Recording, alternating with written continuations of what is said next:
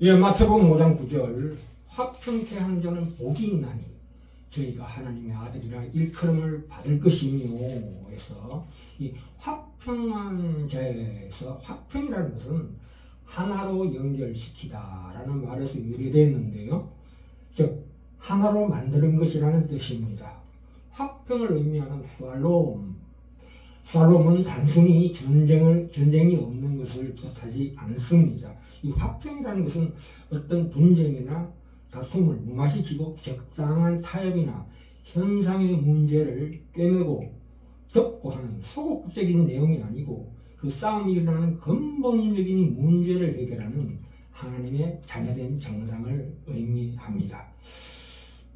이 화평이라는 말을 사전적으로는 어떤 재능이나 빈부나 그 우열 모든 그런 것에서 구애받지 않고 서로 동등한 자격으로 어울리는 것을 얘기합니다.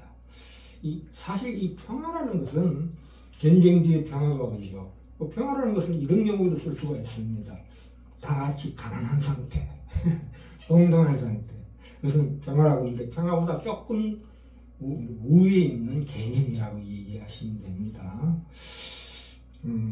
그러니까 이 샬롬이라는 것은 다시 말해서 화평이라는 것은 모든 자연과 하나님과 사람 사이에서 최고선 올바른 관계를 형성하는 것을 의미합니다. 그러니까 하나님만이 주실 수 있는 평강 이렇게 이해하셔야 합니다. 그리고 두 번째 구절에 하나님의 아들이라 일컬음을 받을 것이며 라는 것은 이 하나님의 아들이라는 것은 보통 정관사가 있는 것이 있습니다.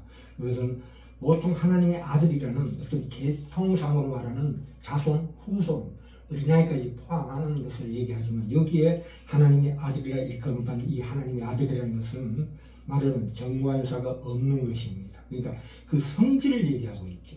하나님의 성품을 가지는 자라는 의미입니다. 그러니까 아들로서의 어떤 신분보다도 그 수준으로서의 거룩한 위엄, 그리고 그 특권, 그리고 그 완전한 자유의지 등을 가지고 있는 자를 의미합니다. 하나님 아들로서의 정당한 자격을 가지고 있는 자라는 뜻입니다. 우리의 선봉장, 평화의 왕이신 예수님께서 다시 오시면 이 우주의 모든 인간사의 모든 부조리와 불합리가 말하자면 화평이라는 하나의 원칙 안에 완전하고 영원히 통일될 것이라고 얘기하고 있습니다. 그렇기 때문에 이 화평이라는 것은 우리 기독교의 최고의 이상이요 목적이 되는 것입니다. 에베소서 1장 22절 23절에 나오지요. 예수 그리스도 머리 된 교회는 우리는 그의 몸이니 만물 안에서 만물을 충만케 하시는 자의 충만이니라 이렇게 말씀하고 있습니다. 그런데 반대로 거듭나지 않은 인간들은 언제나 자기 우월감, 그렇죠? 자기 우월감으로 말하면 그 분쟁과 갈등, 분노와 투쟁, 그리고 반목과 냉전, 개인적 또는 총체적인 이기주의로 말하면 전쟁이 작동하기 시작하죠. 그래서 항상 인간은 싸울 수밖에 없는 전쟁을 일으키는 존재라는 것인데 이 인류 역사는 사실 이 전쟁의 역사입니다. 우월한 자가 열등한 자를 공격하고 피해를 입히는 일을 정당화하고 있습니다. 이런 일들은 우리 신앙상의 잘못으로도 나타나는데요. 누가복음 18장 9절에서 14절에 보시면 바리새인의 기도와 세리의 기도가 대비돼서 나옵니다. 그래서 그때 예수님께서 무슨 말씀하셨습니까? 무릇 자기를 높이는 자는 낮아지고 자기를 낮추는 자는 높아지리라 이렇게 말씀하셨습니다. 실제로 우리 높아진 자가 스스로 신분이 높아진 자가 스스로 낮아지고 그리고 낮아진 자를 그래서 높여주는 것이 진정한 이 평강입니다. 그러니까 그 아량과 관용과 자비가 꼭 필요한 것이 바로 이 평강에 들어있는 내용입니다. 이 인간의 자기 우월감이 오늘날 교묘하게 정의감이라는 선의 가면을 쓰고 뒤집어 쓰고 나타납니다. 그 우월감이 내재된 선이 있어요. 참 교묘하지요.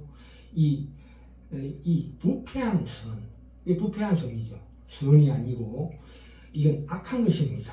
근데 마귀는 십자가 없이, 사랑 없이, 십자가 없이 정의를 행하라고 그럽니다. 악한 자들을 이 땅에서 완전히 멸망시키라, 파멸시키라고 우리를 유혹합니다. 이 고린도전 13장에 나오는 사랑에 대한 첫 번째 정의가 무엇입니까? 사랑은 오래 참고입니다. 하나님의 영광이란 이 공의를 행하고 은혜와 자비를 베풀 때 하나님의 영광이 증거되는 것이거든요. 그래서 이 사랑은 오래 참고인데 주께서 십자가에 달리신 고난 같은 것으로 하는 것입니다. 그러니까 우리는 이를 악물고, 사랑은 오래 참고라는 것은 이를 악물고 해야 하는 신자의 책임과 권리, 특권으로 이해해야 우리의 심령이 비로소 변화되게 됩니다. 기독교 신앙에서 이 정의라는 것은, 옳다는 것을, 옳지 않은 것을 옳게 만드는 것입니다. 다시 한번, 기독교 신앙에서 정의라는 것은 옳지 않은 것을 옳게 만드는 것입니다.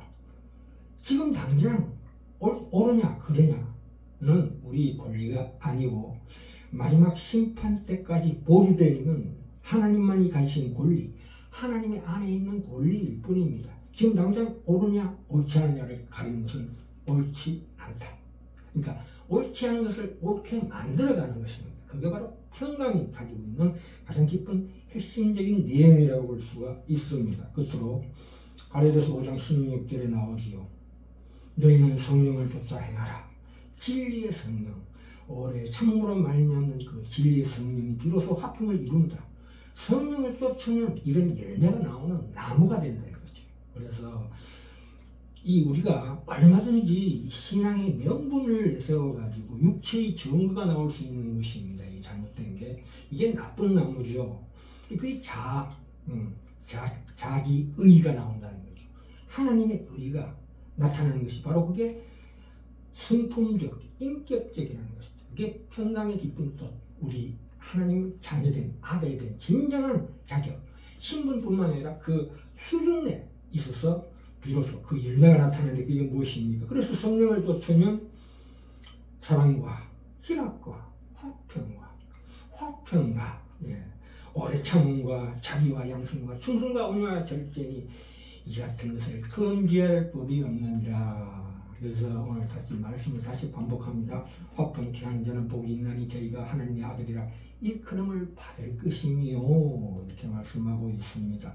그래서 우리는 항상 이 화평이라는 것이 우리의 기독교의 핵심되는 정의를 대변하는 진정한 하나님의 공의를 나타내는 것이라고 이해하고 우리 그것을 행할 때 우리 마음이 비로소 성령의 열매가 맺히는 놀라운 결과를 맞게 될 것입니다.